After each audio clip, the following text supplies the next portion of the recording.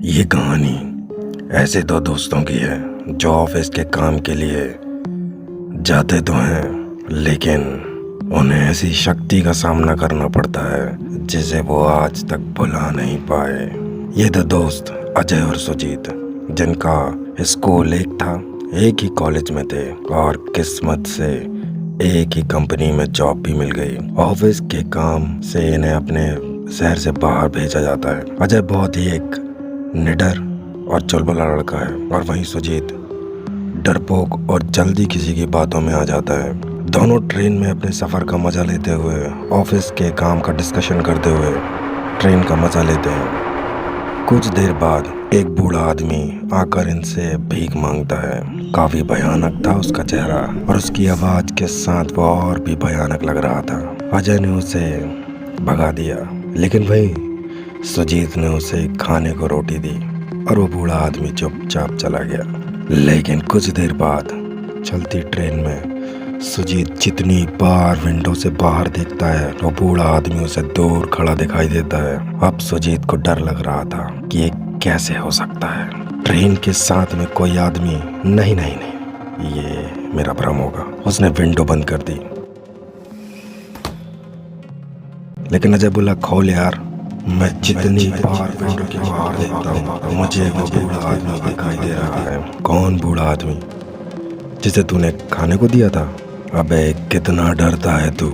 एक बार कहीं दिख रहा हो तो मुझे भी पता, लेकिन इस बार सुजीत को कोई नहीं दिखता। अब स्टेशन में उतरते हैं दोनों, तो पूरा स्टेशन खाली था। अजय बोला, ये स्टेशन कैसा है यार? कोई है ही नहीं। पलक झपकते ही वहाँ दोनों को भीड़ दिखी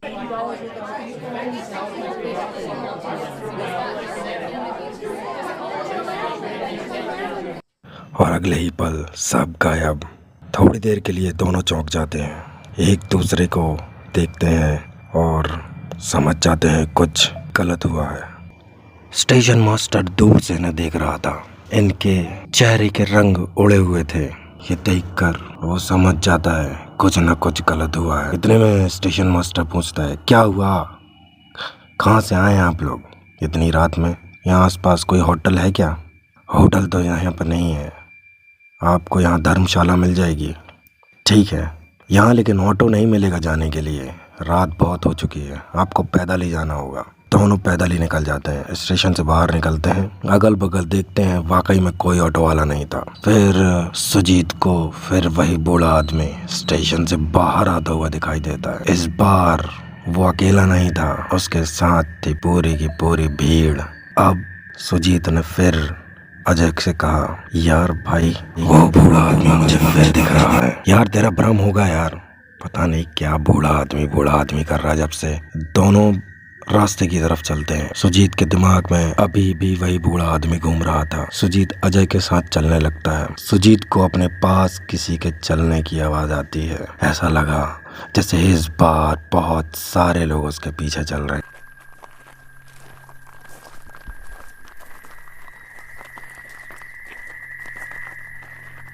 उसने अजय के हाथ पकड़ लिया और पीछे पलट कर देखा। अजय अजय देख भाई। इस बार अजय को भी बहुत सारे लोग उसके पीछे दिखाई देते हैं। दोनों डर के मारे सफेद पड़ जाते हैं, वहां से भागना चाहते हैं लेकिन हिल नहीं पाते और फिर कुछ ही पलों में अपने आप को संभाल कर वहां से भागने लगते हैं। भागते भागते कुछ दूर बाद रुक कर पीछे देखते हैं तो उन्हें ऐसा लगता है कि अब उनके पीछे कोई नहीं। पलट कर देखते हैं, वाकई में कोई नहीं होता।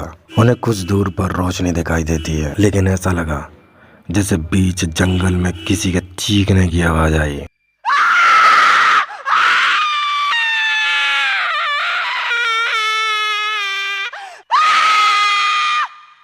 अब वो दोनों उस रोशनी की तरफ भागते हैं। पीछे किसी के दौड़ने की आवाज आती है। पीछे देखते हैं, वही बूढ़ा आदमी बहुत ही तेज उनके पीछे आ रहा था। वो दोनों पागलों की तरह भागते हैं उस रोशनी की तरफ, जल्द से जल्द उस रोशनी तक पहुंचना चाहते हैं। और जैसे ही वहां पहुंचते हैं और पीछे पलट कर देखते हैं, वो बूढ़ा आदमी धुएं की तरह गायब हो जाता है।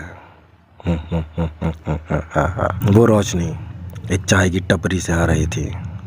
ऐसा लगा जैसे चाय वाला ही उन्हीं का इंतजार कर रहा था। बहुत डरे हुए लगते हो बाबूजी, चाय पिला दूं? अजय हाँफते हुए बोला। हाँ भैया। क्या हुआ बाबूजी? अजय कुछ और बोलता उससे पहले सुजीत घुर्राने लगता है। क्या हुआ सुजीत? तू ये कैसी आवाज़ निकाल रहा है? घुर्राहट को सुनकर चाय वाले की अम्मा बाहर आ जाती है और वो देखकर तुरंत ही समझ जाती है, बेटा तुम दोनों यहाँ से जाओ, यहाँ रुकने की कोई ज़रूरत नहीं है, पास में ही मंदिर है, तुम इसे लेकर वहाँ चले जाओ, वहाँ सब ठीक हो जाएगा। सुजीत ये सुनकर हंसने लगता है।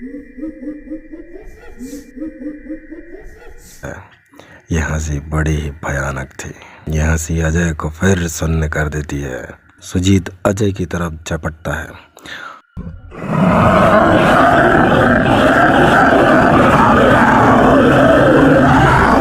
अम्मा रोक लेती है और अजय के हाथ में एक धागा बांध देती है।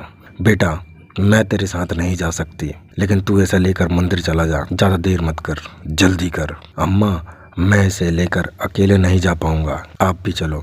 अम्मा को काफ़ी मनाता है लेकिन अम्मा नहीं मानती। लेकिन हाँ, चाय वाला ज़रूर तैयार हो जाता है और दोनों मिलकर इसे मंदिर तक ले जाते हैं। इनकी किस्मत अच्छी थी कि पंडित जी इन्हें मंदिर के नीचे ही मिल जाते हैं। घर जा रहे होंगे शायद। बेटा यहाँ आ जाओ, मैं यहाँ हूँ।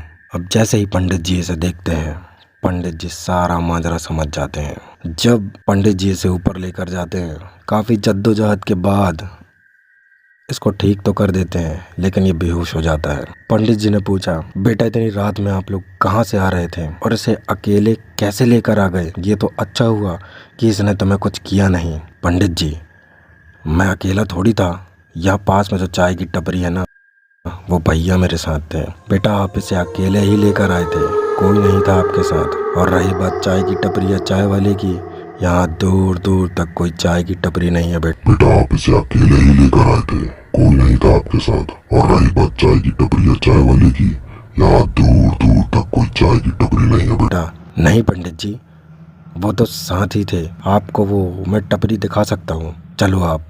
नहीं बेटा, जब आप वापस जाओगे ना तो खुद ही देख लेना, वहाँ कोई टपरी नहीं है। मैं डेली उसी रास्ते से घर आता जाता हूँ।